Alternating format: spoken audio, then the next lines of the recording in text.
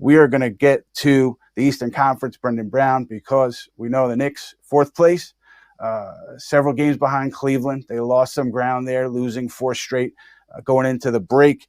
How do you see this thing in the East? Let's take Boston out of it. Where do the Knicks fall within those next 3 to 4 good teams? Are you looking at the Bucks, Knicks, Cavs, Sixers? Brendan, where do you see this Knicks team in that group?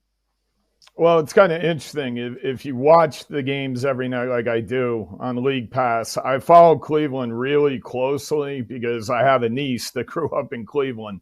So her and I talk about them all the time, and they just went on as good a run without Mobley, without Garland, as the Knicks did, during their 14-2. The Cavs are actually 14-1. The last 2 games of Cleveland are a little disconcerting. Philadelphia went in there, played a real quick and athletic game, and scored at will at different points in the game. And then Cleveland barely beat a very hard-playing Chicago team. I think there's a little bit of a get-to-know-each-other type of thing going on with Mobley and Garland being back in the rotation. They've been on minutes restrictions. But Cleveland, in the grand scheme of things, they have a middle-of-the-road strength of schedule the rest of the way. As a matter of fact, in the month of February, Cleveland has the easiest schedule in the league.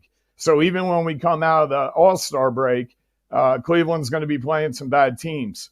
Milwaukee is the team that you have to keep a pulse on. And they beat Denver one night, and they turn around, and they were god-awful against Miami. I mean, the game was like a joke at times. And they have the 3rd hardest schedule left in the NBA. So Doc Rivers comes into the situation. They're 3-6 going into their game tonight at Memphis. And they really have a lot of work to do getting to know him. They have a very difficult schedule. Right now, Ian, the difference between Cleveland, Milwaukee, New York, and Philadelphia is their record against the West. And the Knicks are just 11-10 in that situation. They have 9 games left against the West, including a West Coast trip where they have to go out there.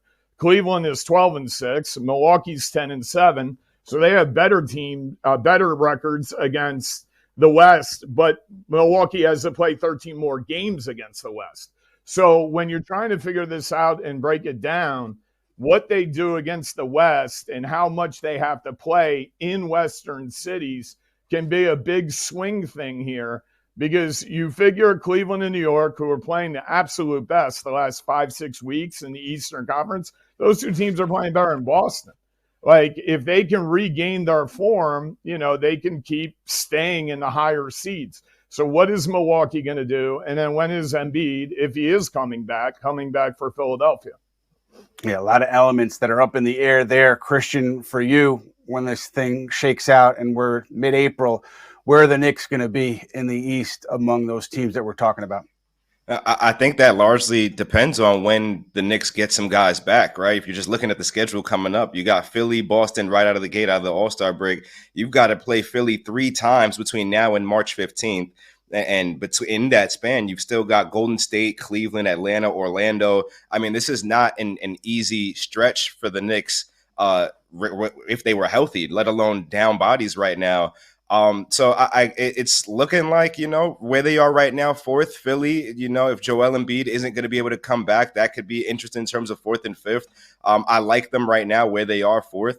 But if you're telling me that Julius Randle is coming back and he's maybe a reduced version of himself, remember, Julius, to injure his right shoulder, I mean, that's a guy who likes to throw that shoulder into other people. So if he can't do that with confidence right now, how is he going to look when he comes back, right? OG, how long is it going to take for him to be able to shoot the ball with confidence after getting surgery on his elbow? There's a lot of variables here. We got, Mitchell Robinson returning to on-court activities. Just how much can he handle, without putting himself at risk? And Hartenstein's issue is recurring, right? So there's a lot of variables at play here. Yes, you still got Jalen Brunson, Dante DiVincenzo in these games. He's been on a heater, but these are tough games coming up for the Knicks. I mean, it's not going to be easy for them to stay in the top 4.